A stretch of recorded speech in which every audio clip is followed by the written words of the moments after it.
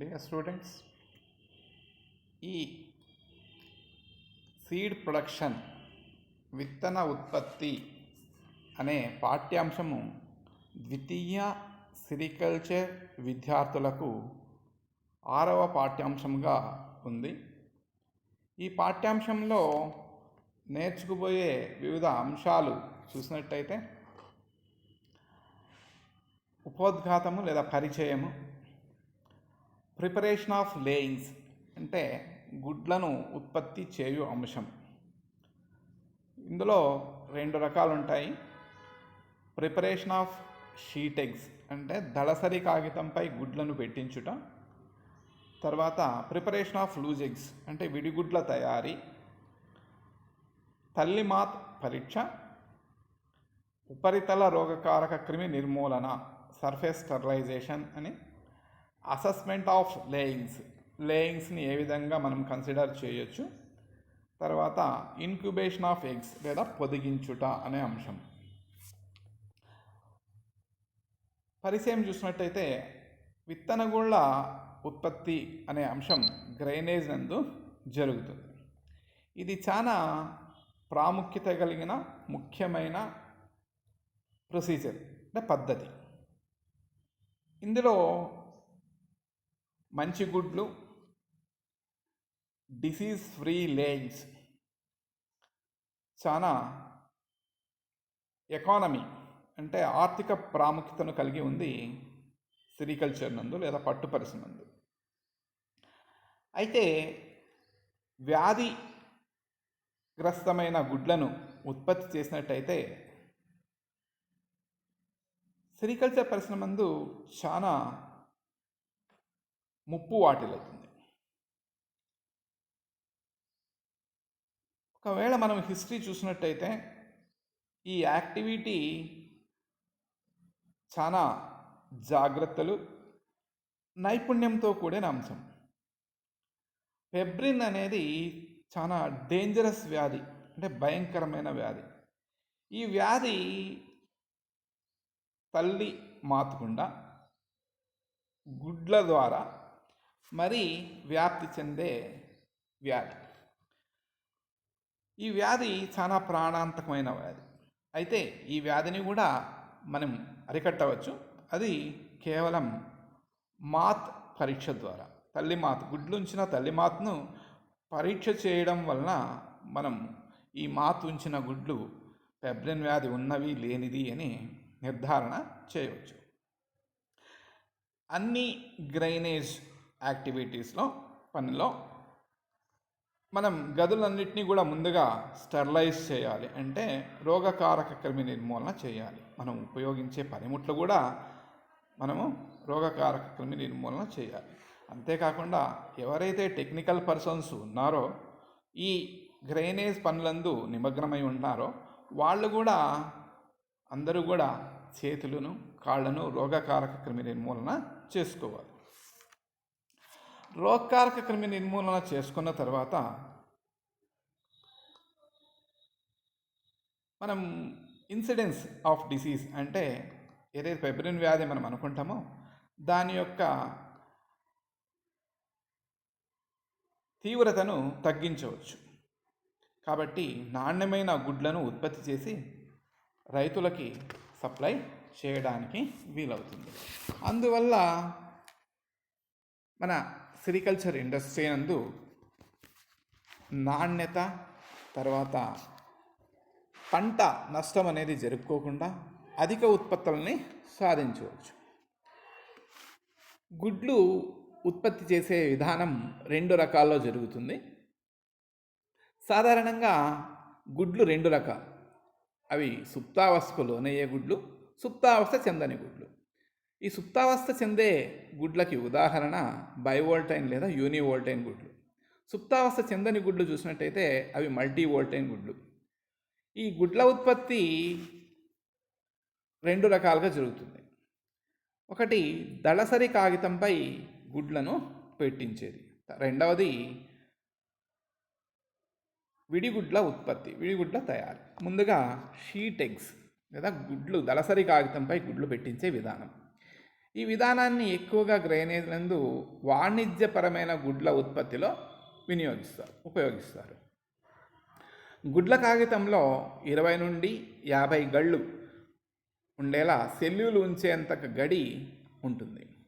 ఈ గుడ్ల కాగితాన్ని తయారు చేసిన తర్వాత వీటిని 60x90 సెంటీమీటర్ల గల కర్రతట్టలో పేర్చి ఒక్కొక్క గడి యందు ఒక్కొక్క సెల్యుల్ని ఉంచి తర్వాత జతకట్టించి విడదీసిన శ్రీమాత్మను ఒక్కొక్క సెల్యులకు ఒక్కొక్కటి చొప్పున విడుదల చేస్తారు.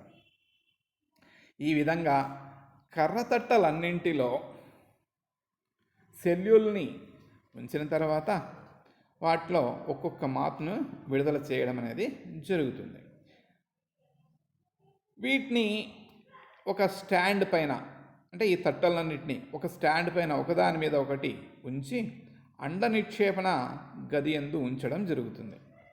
ఆ గదిలో 25 డిగ్రీ సెల్సియస్ ఉష్ణోగ్రత, 75 నుండి 80% తేమ ఉండేలా చూస్తారు. తర్వాత గదిని చీకటి చేసి ఆ దినం పూర్తిగా ఉంచి తర్వాతి రోజు ఉదయం వరకు ఏమీ అంతరాయం కలగకుండా చూస్తారు. మాత్లు గుడ్లను ఒక్కొక్కటిగా ఉంచుతూ ఉంటాయి. సాధారణంగా మాత్లు వాటి గుడ్లను ఎక్కువగా సాయంకాలం 6 గంటల నుండి 8 గంటల సమయంలో ఉంచుతుంది. దీన్నే ఎగ్ పీక్ పీరియడ్ అని వివరిస్తారు. తర్వాత నెమ్మదిగా గుడ్లను ఉంచడం జరుగుతుంది. ఈ విధంగా తయారు చేసిన గుడ్ల కాగితంపై ఉన్న మాత్ను విడివిడిగా తల్లి మాత్ పరీక్ష కూడా జరపడం జరుగుతుంది. పెబ్రిన్ వ్యాధి ఉన్నది లేనిది చూసిన తర్వాత పెబ్రిన్ వ్యాధి కనిపించినట్టయితే మాతులు ఉంచిన గుడ్లను అన్నిటినీ నాశనం చేయడం కూడా జరుగుతుంది. ఈ విధానంలో ప్రతి మాత్ ఉంచిన గుడ్లను పెబ్రిన్ వ్యాధి ఉన్నది లేనిది అన్నది తెలుసుకోవచ్చు. తర్వాత విడిగుడ్ల తయారీ. ఈ విధానంలో పట్టుపురుగు గుడ్లను విడివిడిగా అతుక్కుకోకుండా ఉండేలా ఉత్పత్తి చేస్తారు. ఈ విధానం వలన చెడు గుడ్లను మంచి గుడ్లను వేరు చేయడం జరుగుతుంది. ఎక్కువ గుడ్లను ఒక చిన్న డబ్బాలో నింపి తీసుకెళ్ళడానికి అనువుగా ఉండేటట్లు తయారు చేస్తారు. ఇందుకు గాను 100 నుండి 20 గ్రాముల మరాంటా దుంప పిండిని 1 లీటర్ నీటిలో కలిపి బాగా వేడి చేస్తారు. గంజి ఏర్పడిన తర్వాత ఒక మందమైన కాగితం కానీ గుడ్డను కానీ దానిపై నునుపు తలం పైన పూత పూసి నీడలో ఆరబెడతారు. తర్వాత 90x60 సెంటీమీటర్ల పొడవు వెడల్పుల కర్ర తట్టలో కానీ లేదా ప్లాస్టిక్ తట్టల్లో కానీ ఈ కాగితాన్ని పరిచి పూత పూసిన తలం పైకి ఉండేలా జాగ్రత్త తీసుకోవాలి. తర్వాత తట్టలో పరిచినాక జతకట్టించి విడదీసిన మాత్లను పటంలో చూపిన విధంగా 200 నుంచి 300 శ్రీమాత్లను విడుదల చేస్తారు. తర్వాత కర్ర తట్టలన్నింటినీ ఒకదానిపై ఒకటి ఉంచి అండ నిక్షేపణ చేయడం జరుగుతుంది. అండ నిక్షేపణ చేసిన తర్వాత గుడ్ల కాగితాలను తట్టల నుండి వేరు చేసి 15 నిమిషాలు నీటిలో నానబెట్టిన ఆ స్టార్చ్ లేదా పిండి అంతా కరిగిపోయి గుడ్లుని నీటిలో తేలుతున్నప్పుడు దాన్ని అన్నిటినీ సేకరించుకుంటారు. ఆ సేకరించిన తర్వాత 5% బ్లీచింగ్ పౌడర్ ద్రావణంలో 5 నుండి 10 నిమిషాలు ఉంచుతారు. ఈ చర్య వల్ల గుడ్లపై ఉన్న జిగురు అంతా తొలగించబడుతుంది. గుడ్లు ఒకదానికొకటి అతుక్కురు. తర్వాత నీటిలో కడిగి గది ఉష్ణోగ్రత వద్ద 1.06 నుండి 1.09 సాంద్రత గల ఉప్పు నీటి ద్రావణంలో గుడ్లను విడుదల చేస్తారు లేదా వేస్తారు. ఫలదీకరణ చెందిన గుడ్లు ద్రావణం సాంద్రత ఎక్కువ ఉన్నందువల్ల ఉప్పు నీటిలో తేలుతాయి. తర్వాత వాటిని 2% ఫార్మాలిన్ ద్రావణంలో 20 నిమిషాలు ఉంచి నీడలో ఆరబెట్టడం జరుగుతుంది. దీనివల్ల ఉపరితలంపై అంటుకున్న గుడ్లకు ఉన్న మాలిన్యాలు లేదా దుమ్ము ధూళి వంటివన్నీ కూడా వెళ్ళిపోయి ఉపరితలంలో ఉన్న ఏవైనా రోగాణువులు ఉంటే అవి కూడా నశించిపోతాయి. తర్వాత నీడలో ఆరబెడతారు. ఆరబెట్టి విడిగుడ్ల డబ్బాలో ఒక్కొక్క దానికి 20,000 గుడ్లు అనగా 50 మాతులు ఉంచిన గుడ్లను నింపుతారు. బాక్సులను సీల్ చేసి దానిపై గ్రైనేజ్ అధికారి సంతకం, గుడ్లు ఉంచిన తేదీ, గుడ్ల సంఖ్య, ధర, గ్రైనేజీ అధికారి సంతకం మొదలైన సమాచారం కలిగిన పేపర్ను అతికిస్తారు. ఉపయోగం: గుడ్లు ప్రాసెసింగ్ వాడకం తేలిక ఉంటుంది. చనిపోయిన గుడ్లను, ఫలదీకరణ చెందని గుడ్లను వేరు చేయగలిగి ఉంటాం. కాబట్టి ఫలదీకరణ చెందిన గుడ్లు మాత్రమే ఈ బాక్స్ నందు ఉంటాయి. కేవలం మంచి గుడ్లు మాత్రమే ఎంపిక చేసి ఉంటాయి. నిల్వ ఉంచుట చాలా సులభం, రవాణా చేయుట సులభం. వాణిజ్య గుడ్ల ఉత్పత్తికి ఇది ఒక మంచి సాంప్రదాయం లేదా ప్రాసెస్ లేదా పద్ధతి అని చెప్పవచ్చు. తల్లి మాత్ పరీక్ష, మదర్ మాత్ ఎగ్జామినేషన్. పెబ్రిన్ వ్యాధి కారకం తల్లి మాత్ నుండి గుడ్డు ద్వారా డింబకానికి వ్యాప్తి చెందుతుంది. పెబ్రిన్ వ్యాధి కలిగిన మాత్ నుండి తర్వాతి పురుగు జీవితంలో చక్రంలో ఇవి వ్యాప్తి చెందుతాయి. కాబట్టి వ్యాధిగ్రస్తమైన మాత్ ఉంచిన గుడ్లను నాశనం చేయాలి. ఇది చాలా ముఖ్యమైన పని. తప్పనిసరిగా తల్లి మాత్ పరీక్ష చేయాలి. ఈ మాత్ పరీక్ష చేయడానికి సమయం తక్కువగా ఉన్నట్లు అయినా మాత్లను ఎండబెట్టి వీలున్నప్పుడు మాత్లను పరీక్ష చేస్తారు. కాబట్టి తల్లి మాత్ పరీక్ష 2 రకాలు. బ్రతికి ఉన్న మాత్ పరీక్షను చేయడం లేదా గ్రీన్ మాత్ ఎగ్జామినేషన్ అనే ఒక విధానము. ఈ మాత్లను, స్త్రీ మాత్లను గుడ్లు ఉంచిన వెంటనే పరీక్ష చేయడం జరుగుతుంది. డ్రై మాత్ ఎగ్జామినేషన్ అనగా మాత్లను ఎండబెట్టి పరీక్షించడం. సుప్తావస్థకు వెళ్ళి గుడ్లు ఉంచిన తల్లి మాత్లను సమయం ఉన్నప్పుడు నెమ్మదిగా పరీక్షించవచ్చు కనుక మాత్లను 30 నుండి 50% శాంపుల్గా తీసుకుని 70 నుండి 75 సెంటీగ్రేడ్ ఉష్ణోగ్రతలో ఓవెన్ నందు 6 గంటల సేపు హాట్ ఎయిర్ ఓవెన్లో వేడి చేస్తారు. ఈ విధంగా వేడి చేసినప్పుడు ఉష్ణోగ్రతల వ్యత్యాసం ఉండకూడదు. ఒకవేళ వ్యత్యాసం ఉన్నట్లయితే పెబ్రిన్ స్పోర్లు పరీక్షించినప్పుడు కనబడవు. కాబట్టి జాగ్రత్తలు తీసుకోవాలి. మాత్ పరీక్ష 2 రకాలు. ప్రత్యుత్పత్తికి ఉపయోగించే గుడ్లు ఉంచిన మాత్ పరీక్ష, వాణిజ్య గుడ్ల ఉత్పత్తి కోసం చేయు మాత్ పరీక్ష. ప్రత్యుత్పత్తి కోసం చేసే మాత్ పరీక్షను ఇండివిజువల్ మాత్ ఎగ్జామినేషన్ లేదా ఫ్రెష్ మాత్ ఎగ్జామినేషన్ అని పిలవడం జరుగుతుంది. ఈ విధానంలో గుడ్లు ఉంచిన స్త్రీ మాత్లు అన్నింటినీ ఒక్కటొక్కటిగా పరీక్షించడం జరుగుతుంది. మాత్ను ఉదరి భాగాన్ని కత్తిరించి సెరామిక్ మర్టర్లో వేసి పిస్టల్తో నూరాలి. మాత్లు ఉదర భాగంలో కొవ్వు కణాలు ఎక్కువగా ఉన్నందువల్ల పెబ్రిన్ స్పోర్లు ఎక్కువగా ఉంటాయి. అందువల్ల ఉదర భాగాన్ని ఎక్కువగా పరీక్షించడం అనేది జరుగుతుంది. తర్వాత 2% పొటాషియం హైడ్రాక్సైడ్ అనగా 100 ml నీటిలో 2 గ్రాముల పొటాషియం హైడ్రాక్సైడ్ను కలపడం వలన ఈ ద్రావణం తయారవుతుంది. అందువల్ల కణజాలాలన్నీ కొద్ది వరకు కరిగిపోయి పెబ్రిన్ స్పోర్లు కొవ్వు కణాల నుండి విడుదల అవుతాయి. తర్వాత చేసిన స్మియర్ను గ్లాసుపై వేసుకొని కవర్ స్లిప్ ఉంచి ఆ స్మియర్పై బోర్లించాలి. దీనివల్ల స్మియర్ మైక్రోస్కోప్కు అడుగు భాగాన అంటుకోదు. ఫలితంగా మైక్రోస్కోప్ మనం పరీక్షించడానికి సులభం అవుతుంది. మైక్రోస్కోప్ నందు 600 మ్యాగ్నిఫికేషన్లో పరీక్షించి చూసిన పెబ్రిన్ స్పోర్లు ఇతర కణాలకు భిన్నంగా పటంలో చూపిన విధంగా అండాకృతిలో కనిపిస్తాయి. ఆకాశ నీలి వర్ణంలో మెరుస్తూ ఉంటాయి. ఈ విధంగా స్పోర్లు కనిపించిన ఆ మాత్ ఉంచిన గుడ్లను పెబ్రిన్ వ్యాధి ఉన్నవని గుర్తించాలి. స్పోర్లు కనిపించని ఎడల ఆ మాత్ ఉంచిన గుడ్లు వ్యాధి రహితమైనవి, డిసీజ్ ఫ్రీ లేయింగ్ DFL అని వ్యవహరిస్తారన్నమాట. దీనిని ధృవీకరణ లేదా సర్టిఫికేషన్ అంటారు.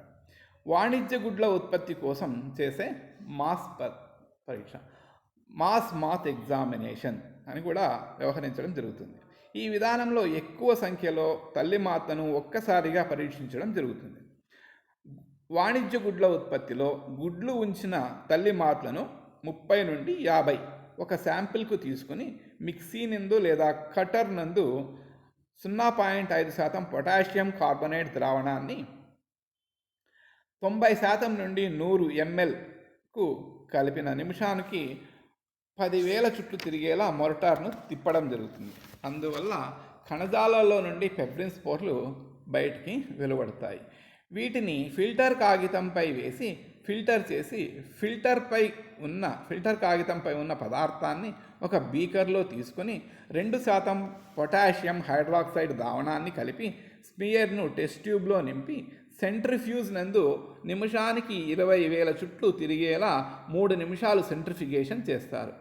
అందువల్ల బరువైన కణజాలమంతా కిందకి తేలిచున్న ద్రావణంలో గాలిత ద్రావణంలో పెబ్రిన్ స్పోర్లు ఉంటాయి. ఈ గాలిత ద్రావణంను టెస్ట్ ట్యూబ్ల నుండి ఒక శుద్ధమైన గాజు బీకర్లోనికి మార్చి గ్లాసు స్లైడ్పై చుక్కలు చుక్కలుగా వేసుకొని 5 సార్లు వీటిని పరీక్షించడం జరుగుతుంది. దానిపై స్మియర్పై కవర్ స్లిప్ లేదా గ్లాస్ స్లిప్ను బోర్లించి మైక్రోస్కోప్ నందు 600 మ్యాగ్నిఫికేషన్లో పరీక్షించిన పెబ్రిన్ మాత్రలు ఉన్నట్టయితే అగుపిస్తాయి. ఉపరితల రోగకారక క్రిమి నిర్మూలన, సర్ఫేస్ స్టెరిలైజేషన్. మాతు ఉంచిన గుడ్లపై మూత్రపు మరకలు, తల్లి మాత్ శరీరం పైన ఉన్న పొలుసులు, అంతేకాకుండా పెబ్రిన్ స్పోర్లు, శిలీంధ్రాలు, వైరస్లు, బ్యాక్టీరియాలు మొదలైన సూక్ష్మ జీవులు, వ్యాధికారక క్రిములు ఆ గుడ్లపైన ఉంటాయి. గుడ్లను 2% ఫార్మాలిన్ ద్రావణంలో కడగాలి. ఇందుకు గాను వాణిజ్యపరంగా లభించే 40% ఫార్మాలిన్ ద్రావణాన్ని సూత్రం ప్రకారం కావలసినంత 2% ఫార్మాలిన్ ద్రావణం తయారు చేస్తారు. నీటిని కలిపి ఒక దీర్ఘచతురస్రాకారపు ఎనామిల్ పూత పూయబడిన లోహపు ట్రేలో తీసుకుని గుడ్ల కాగితాలను ఒక్కొక్కటిగా ఫార్మాలిన్ ద్రావణంలో 10 నుండి 15 నిమిషాలు ఉంచి గుడ్ల కాగితాన్ని పైకెత్తి ఫార్మాలిన్ ద్రావణం అంతా పడునట్లు చేసి గుడ్ల కాగితాన్ని నీడలో ఆరవేయాలి. అతుకుకున్న గుడ్లు జిగురు వల్ల ఇంకా గట్టిగా అతుక్కుంటాయి. గుడ్ల ఉపరితలంపై ఉన్న దుమ్ము, ధూళి, పొలుసులు, ఇతర వ్యాధికారక క్రిములు నశించిపోతాయి. తక్కువగా ఉన్న గుడ్లను తొలగించాలి. సుప్తావస్థ చెందే గుడ్లను రసాయన పదార్థాలు లేదా రసాయన చర్యలతో శుభ్రపరచాలి. మంచి గుడ్ల లక్షణాలు. Characters of good laying. ప్రతి లేయింగ్ నందు సాధారణంగా అంటే మినిమం తక్కువైన పక్షాన 300 గుడ్లు ఉండాలి. Layings with less fertilized eggs are not considered.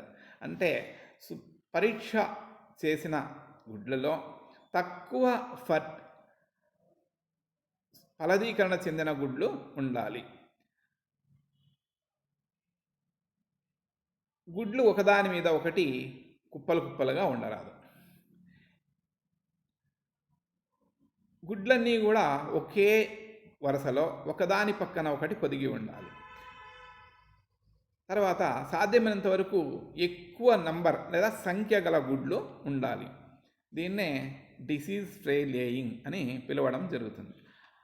Assessment of లేయింగ్స్ and incubation. సాధారణంగా కొన్ని మాత్రలు తక్కువ గుడ్లను ఉంచుతాయి. అలాంటి వాటిని లేయింగ్ కింద కన్సిడర్ చేయరు. అలాంటి వాటిని ఇంటూ గుర్తుతో కొన్ని తొలగించడం జరుగుతుంది. అంతేకాకుండా సరిగా అతుక్కుని లేయింగ్స్ ఉన్నట్టయితే గుడ్లను వాటిని కూడా తొలగించడం జరుగుతుంది. తర్వాత గుడ్లన్నీ కరెక్ట్గా ఉన్నాయి అన్నట్టయితే ఆ సంఖ్యను ఆ కాగితం దిగువ భాగాన వేయడం జరుగుతుంది. ఆ గుడ్ల సంఖ్య అని ఆ కాగితంలోన దాన్ని నమోదు చేసి సర్టిఫై చేసి డిసీజ్ ఫ్రీ లేయింగ్స్ అని ఆ అధికారి సంతకం లేదా చేవరాలు ఉండేలా చూసుకుంటారు. దీన్నే అసెస్మెంట్ అని పిలుస్తారు. ఇన్క్యుబేషన్ అంటే పొదిగించుట అని అర్థం అన్నమాట. గుడ్లను పొదిగించుట అనేది మామూలుగా మల్టీవోల్టైన్ నందు అయితే గుడ్డు పెట్టిన వెంబడే జరుగుతుంది. అదే బైవోల్టైన్ లేదా యూనివోల్టైన్ గుడ్లకైతే అవి సుప్తావస్థకు లోనవుతాయి. కాబట్టి తర్వాత వచ్చి వసంతకాలంలో స్ప్రింగ్ సీజన్లో వాటిని పొదిగించడం అనేది జరుగుతుంది. మాత్లు ఉంచిన గుడ్లలో పిండ దశలో ఉన్న డింబకాలు అన్నీ ఒకే విధంగా అభివృద్ధి చెంది ఏకకాలంలో పొదిగేలా చేయడాన్ని, తీసుకునే నిర్వహణను, వాతావరణ పరిస్థితులను సరిగ్గా చూడడాన్నే ఇంక్యుబేషన్ లేదా గుడ్లను పొదిగించుట అంటారు. ఇంక్యుబేషన్ చేయడానికి ఉపయోగించే గది ఖచ్చితంగా శుభ్రంగా ఉండాలి. రోగకారక క్రిమి నిర్మూలన చేసేదై ఉండాలి. గదిని అక్కడ ఉపయోగించే వస్తువులు తప్పగా రోగకారక క్రిమి నిర్మూలన చేయాలి. గదిలో ఉష్ణోగ్రత పెంచే పరికరాలు, తేమ ఎక్కువ చేసే పరికరాలు తప్పనిసరిగా ఉండాలి. లేనట్టయితే పని చేయించగలిగినట్టువై ఉండాలి. గుడ్ల కాగితాలు కొన్ని విడిగుడ్లు పెట్టెలు కానీ ఉంచినప్పుడు వాటిపై సరియైన ఉష్ణోగ్రత, తేమ సరిగ్గా అందేలా చర్యలు తీసుకోవాలి. వాటికి సరియైన స్థానంలో ఉంచాలి. పై విధంగా చేసినట్లయితే వోల్టినిజం లక్షణాలు కానీ లేదా డింబకాలు అభివృద్ధి కానీ పట్టుగూళ్ళ ఉత్పత్తి అనే అంశాలు అన్నీ సరైన రీతిలో ఉంటాయి. పంట ఉత్పత్తి గణనీయంగా అవుతుంది. బైవోల్టైన్ గుడ్లు పెట్టిన వెంబడే ఇంక్యుబేషన్ దశకు చేరవు కాబట్టి ఈ గుడ్లను ఆమ్ల చికిత్స చేసి లేదా శీత నిల్వ చేసిన గుడ్లను నేరుగా ఉష్ణోగ్రత గదిలోనికి తీసుకురావాలి. వీటిని 5 డిగ్రీ నుండి 15 డిగ్రీ సెంటీగ్రేడ్ ఉష్ణోగ్రత వద్ద కొన్ని గంటలు ఉంచి గది ఉష్ణోగ్రతకు తీసుకురావాలి. ఈ విధంగా చేసినట్లయితే అవి సక్రమంగా ఎదుగుతాయి లేదా అభివృద్ధి చెందుతాయి. గది ఉష్ణోగ్రత 25 డిగ్రీ సెంటీగ్రేడు, తేమ 70 నుండి 80% ఉండాలి. ఈ విధంగా నిర్వహించినట్లయితే గుడ్లలోని డింబకాలు పిండ దశలో బాగా అభివృద్ధి జరిగి 10 దినముల తర్వాత డింబకాలు వెలువడతాయి. ఈ విధానాన్నే ఇన్క్యుబేషన్ అని పిలుస్తారు. సాధారణంగా ఇది 2 విధానాల్లో చేయడం జరుగుతుంది. కాన్స్టంట్ టెంపరేచర్ ఇన్క్యుబేషన్ అని, తర్వాత రైజ్డ్ టెంపరేచర్ ఇన్క్యుబేషన్ 2 రకాలు. కాన్స్టంట్ టెంపరేచర్ ఇన్క్యుబేషన్లో ద ఇన్క్యుబేషన్ రూమ్ ఆప్టిమమ్ రూమ్లో హ్యూమిడిటీ 80 నుండి 85% ఉండాలి. టెంపరేచర్ ఇన్క్యుబేషన్కి కరెక్ట్గా 24 నుండి 25 డిగ్రీ సెంటీగ్రేడ్ ఉంచాలన్నమాట. రైజ్డ్ టెంపరేచర్లో అయితే హైబర్నేటింగ్ ఎగ్స్ కానీ ఈ ఎగ్స్ రిలీజ్ చేసిన తర్వాత కోల్డ్ స్టోరేజ్ నందు 10 నుంచి 15 డిగ్రీ సెంటీగ్రేడ్లో 3 రోజులు ఉంచి, తర్వాత 18 నుంచి 20 డిగ్రీ సెంటీగ్రేడ్లో 2 రోజులు ఉంచి, తర్వాత 23 నుండి 24 డిగ్రీ సెంటీగ్రేడ్ గది ఉష్ణోగ్రతకు తీసుకుని వస్తారు. దీన్నే రైజ్డ్ టెంపరేచర్ ఇన్క్యుబేషన్ అని వ్యవహరించడం జరుగుతుంది. ఈ విధానాన్ని కేవలం బైవోల్టైన్ లేదా మల్టీవోల్టైన్ గుడ్లకు మాత్రమే చేయడం జరుగుతుంది. సో ఈ అంశాలన్నీ మీరు చక్కగా విని గ్రహించారు, చక్కగా నేర్చుకున్నారు. ఈ విధంగా మీరు నేర్చుకున్నట్టయితే మీకు రాబోయే కాలంలో మీ పరీక్షల్లో మీరు మంచి ఉత్తీర్ణత సాధించి మంచి ఫలితాలను పొందిస్తారని ఆశిస్తూ ధన్యవాదములతో మీ ప్రభాకర్ రావు. Thank you.